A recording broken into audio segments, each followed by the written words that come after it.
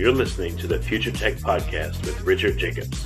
Future technologies such as artificial intelligence, stem cells, 3D printing, gene editing, Bitcoin, blockchain, the microbiome, quantum computing, virtual reality, and exploring space are much closer than you might think. In fact, many early versions of these technologies are in play right now, and the companies that are using these technologies are the focus of this podcast. My goal for you, the listener, is to learn from these podcasts.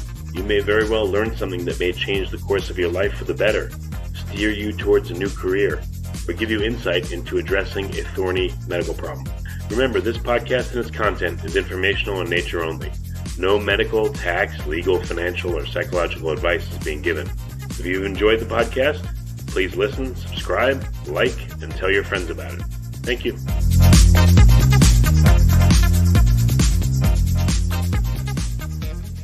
Good morning, good evening, or good afternoon, wherever you are in the world. This is Tracy Murda with the Future Tech Podcast. Today I have a very special guest, renowned global investor Frank Holmes, who leads the HIVE Board of Directors and is contributing to the company's vision and strategy. Frank is also Chief Executive and Chief Investment Officer at U.S. Global Investors, an author, amongst other things. And Frank also has Frank Talk, which is his CEO blog, one of the most widely read in the finance industry. Whew, Frank, you're a busy man. Welcome. Well, you're so kind. And it's a good day because it's the weekend for the leprechauns, St. Patty's Day weekend. This is and true. We're looking for that pot of gold. That's right. And here we are talking about Bitcoin today.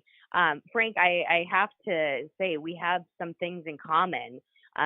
You are in Texas now, right? Is that where you still are currently living? Correct. I am. Okay. That is myself as well. And I hail from, although not Canada, pretty damn close, hail from Minnesota. So I've got the same little Texican accent going as well. Y'all come back, eh? Right, exactly. I mean, I think we've got to be probably the kindest people on the planet when you combine Canadian, Minnesotan, and Texans, right? Yes, I agree. Kindness is very strong. Yes, it is down here. Well, let's jump right in. I mean, we've got a lot to talk about. You do so much. So, Frank, I would like to give our listeners who, aren't 100% familiar with what it is that you do and where your background is, just give us a little info on who Frank Holmes is. Where did you hail from? Well, you gave it at the beginning. I'm a Texcan. And as I say, y'all come back, eh? And I've been living in Texas for 29 years. And as a country within the greatest country. So I enjoy the warm weather and the heat and the lifestyle and lower taxes. So it's a wonderful environment. And the Spurs. I love basketball. This is true. So tell me a little bit about how you got started in the industry to begin with. What was your passion or what drove you to it? I was going to go into investing because thought I had good intuition and it'd be easy to make money. And I discovered I had to work at getting 80 hours a week as a young analyst. And then I went into an analyst to corporate finance. And I was able to parlay my research knowledge and expertise into corporate financing, and it helped me. And one of the first companies I took public was a company called Franklin, Nevada, which became the largest gold royalty company in the world. And I was blessed, with incredible mentors, Pierre Lassonde and Seymour Schulich, and people like that behind that company. Then in 1990, I moved to Texas and purchased control of U.S. Global Investors and started repositioning it as a company. And we became well known globally for our gold funds and also being leading edge of understanding new technology and from artificial intelligence, which is predominant here today.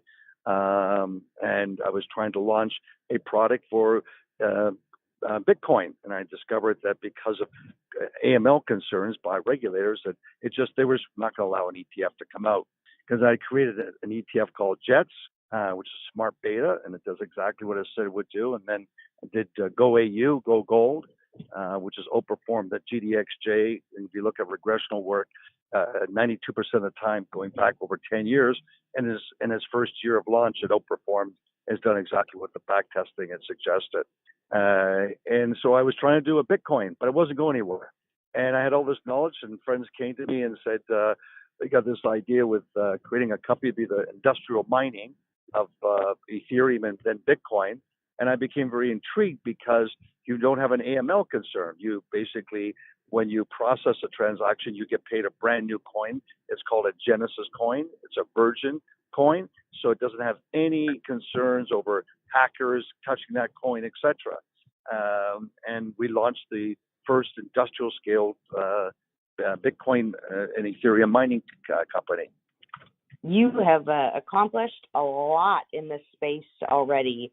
I'd like to, since we have you, kind of use your expertise or get some idea on what you expect to see in the world of blockchain, Bitcoin, et cetera, for 2019.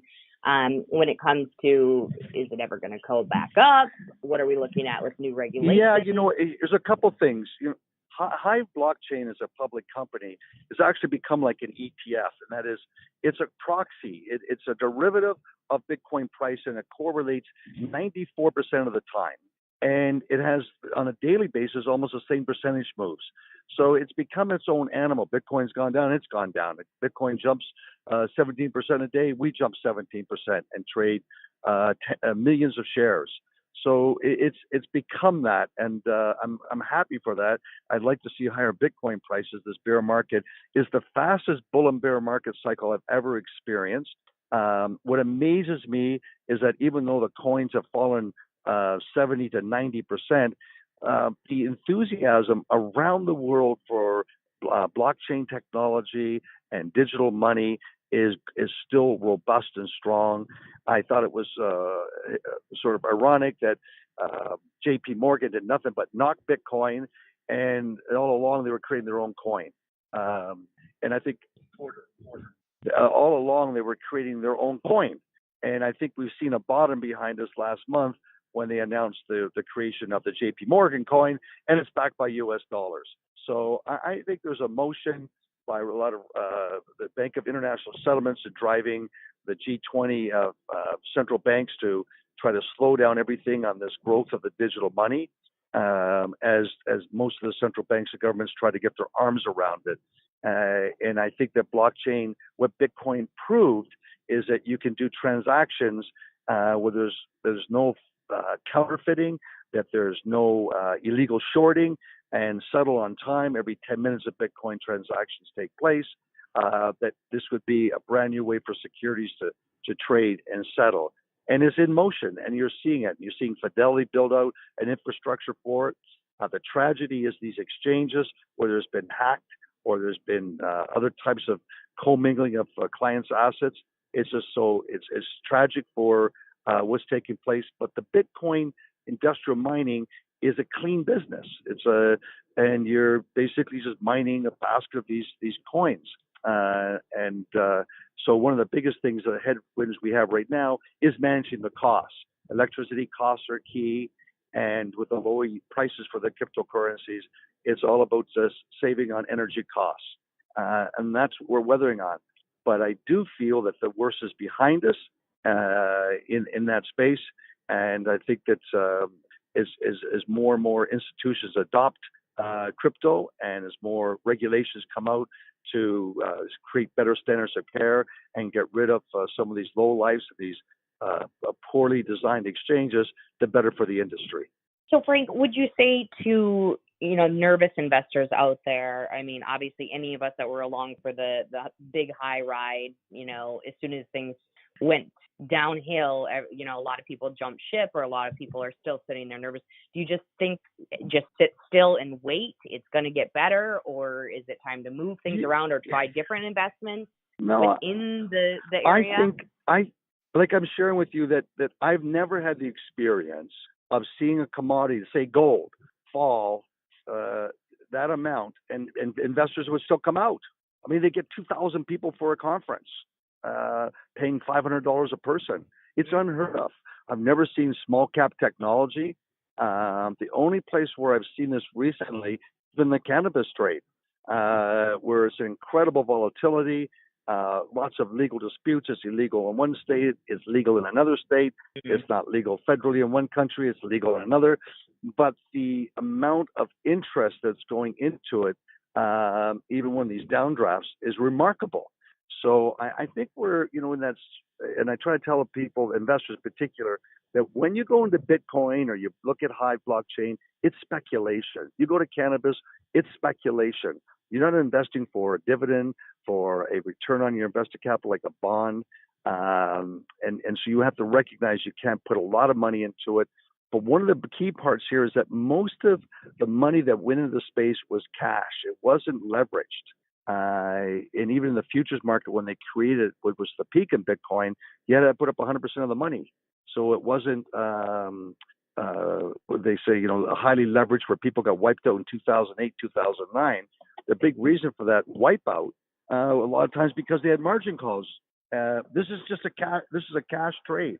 And so I haven't seen this massive liquidation being forced out like you had in the crash of 08, 09.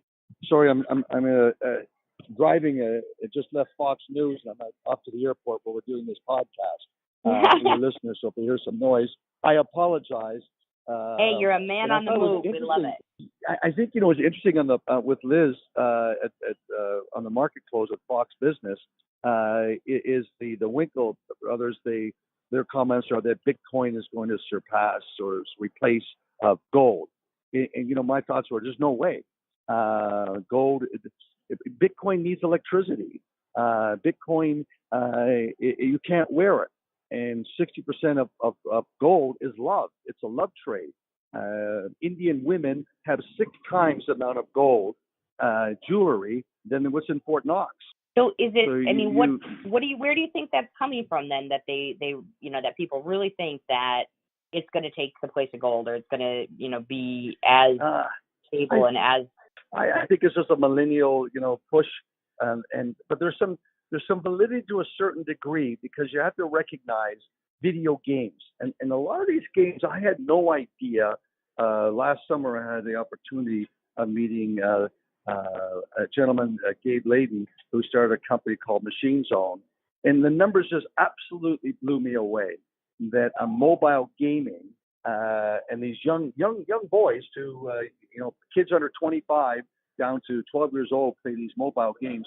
The amount of money spent is greater than all movies and all music combined. And he started this company 10 years ago and does $6 billion in revenue on mobile games. So what happens when you play those games and you're really good at it, you get digital money in that game's currency, and you then can upgrade and you can play other games. So we have a whole generation of young people that look at digital money as a reward system. And I think that sort of drives that thought process. But you know what? You can't wear Bitcoin on a ring. You can't put in earrings. You can't sell a wedding band. So it's never going to have the steep luster. Gold is the 5,000 years old, and it is the 4th most liquid asset in the world. So I don't think Bitcoin is going to come along and dismantle that. I think that these currencies like Bitcoin, they're going to come up with securities tokens.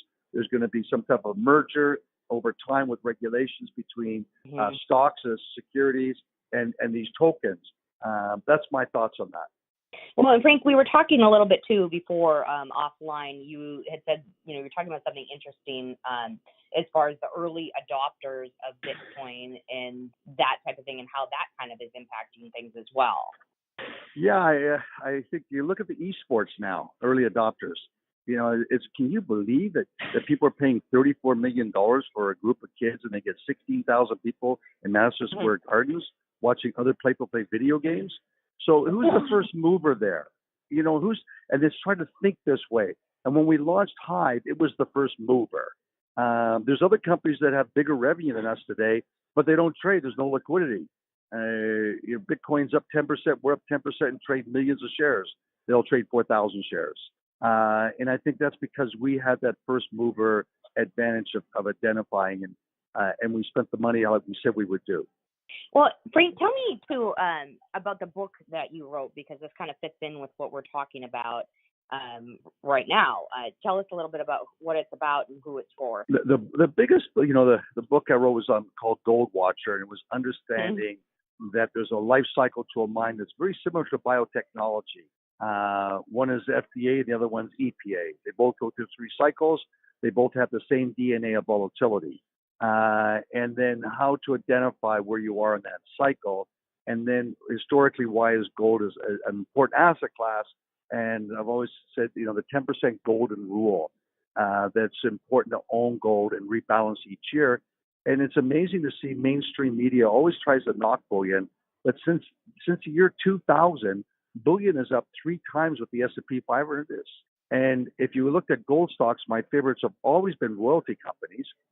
There's 3 dominant players, and they've outperformed all the gold stocks.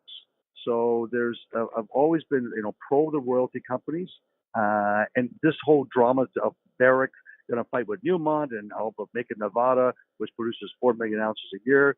Now they're going to partner as a partnership. Well, guess what? Franco-Nevada has a royalty and all of that, and without any risk of additional capital, they get all the upside. So that's why I like Franco-Nevada over owning Barrick or Newmont. I prefer that as a risk-adjusted. So I try to educate people. And the biggest thing I've always tried to do is for people to appreciate, what's that business model, and then how much risk should you take. When it comes to gold, it's much more like Ray Dalio, the largest hedge fund in the world. He talks about sort of a pairing of trades, never be 100% invested in any one sector or industry or asset class, and compare. I just want to. So, the most important thing for your listeners though, is the website at usfunds.com. I'm very proud for investors to read the section called Managing Expectations.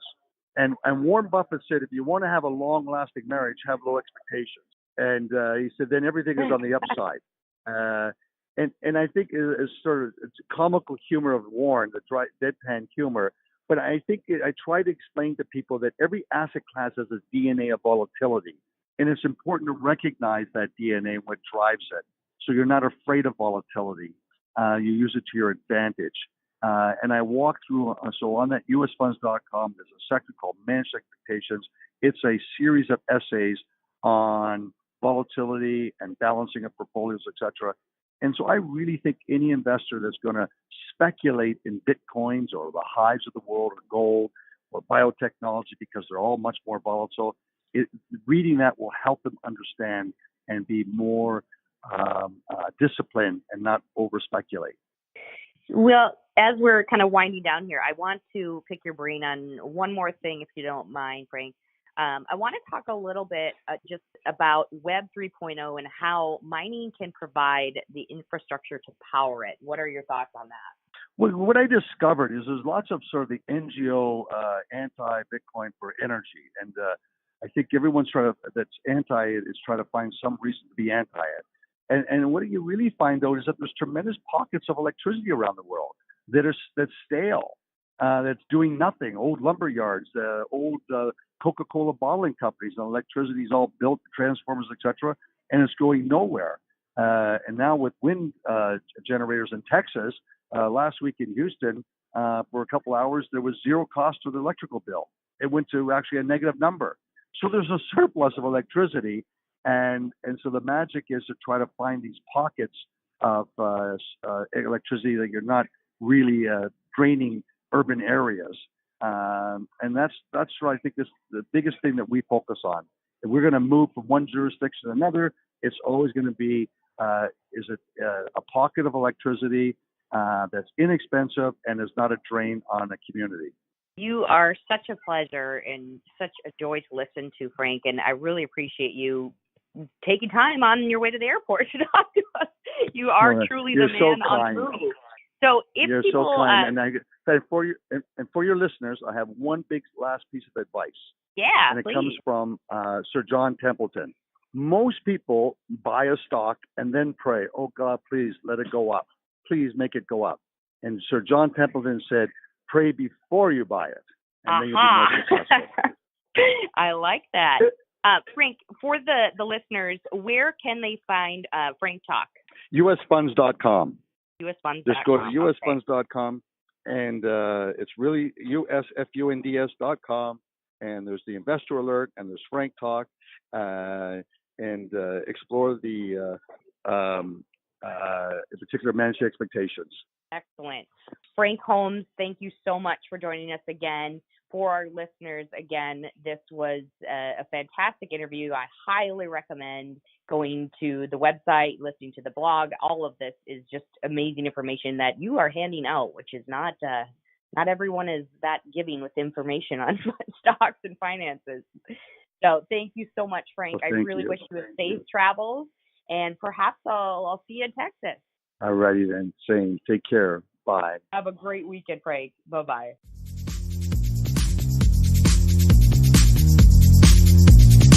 You're listening to the Future Tech Podcast with Richard Jacobs. Future technologies such as artificial intelligence, stem cells, 3D printing, gene editing, Bitcoin, blockchain, the microbiome, quantum computing, virtual reality, and exploring space are much closer than you might think. In fact, many early versions of these technologies are in play right now, and the companies that are using these technologies are the focus of this podcast. My goal for you, the listener, is to learn from these podcasts. You may very well learn something that may change the course of your life for the better, steer you towards a new career, or give you insight into addressing a thorny medical problem. Remember, this podcast and its content is informational in nature only. No medical, tax, legal, financial, or psychological advice is being given. If you've enjoyed the podcast, please listen, subscribe, like, and tell your friends about it. Thank you.